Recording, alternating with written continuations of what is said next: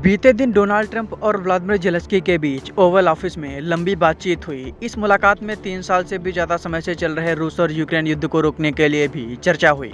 Ukraine में चुनाव को लेकर भी ज़ेलेंस्की ने बड़ा बयान दिया। दरअसल युद्ध की वजह से यूक्रेन में काफ़ी लंबे समय से चुनाव नहीं हुए हैं, जिस पर डोनाल्ड ट्रंप ने कई बार ज़ेलेंस्की पर तंज कसा था, लेकिन फाइनली ज़ेलेंस्की ने अब इसका जवाब दे दिया है।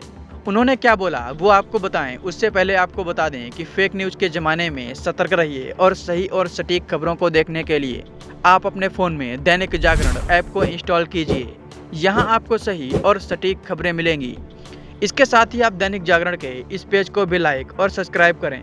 चलिए वापस अपने टॉपिक पर आते हैं। यूक्रेन के राष्ट्रपति व्लादिमीर ज़ेलेंस्की डोनाल्ड ट्रंप से मुलाकात के लिए अमेरिका पहुंचे हैं। ओवल ऑफिस में दोनों नेताओं के बीच लंबी बातचीत हुई और रूस के साथ युद्ध को समाप्त करने संबंधी कई मुद्दों पर अहम चर्चा हुई। यूक्रेन को समर्थन देने के लिए यूरोपीय देशों के नेता भी वाशिंगटन पहुंचे हैं।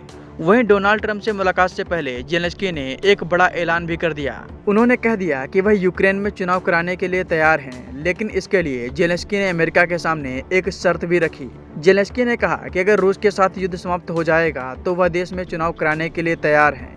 दरअसल डोनाल्ड ट्रंप कई मौकों पर यूक्रेन में चुनाव करवाने की बात कह चुके हैं। ज़ेलेंस्की ने ट्रंप के इसी कथन के परिप्रेक्ष्य में अपना बयान दिया। ज़ेलेंस्की ने कहा कि अगर रूस से युद्ध समाप्त हो जाता है और चुनाव कराना सुरक्षित रहता है तो वह अपने देश में चुनाव करवाने के लिए तैयार हैं। उन्होंने कहा कि हाँ बिल्कुल, हम चुनाव कराने के लिए तैयार हैं। हमें परिस्थितियों के अनुसार सुरक्षा सुनिश्चित करनी होगी और थोड़ा बहुत हमें अपने संसद में काम करना होगा, क्योंकि युद्ध के दौरान चुनाव नहीं हो सकते। दरअसल यूक्रेन में इस वक्त मार्शल लॉ लागू है और इस कारण वहाँ चुनाव नहीं हो सकते।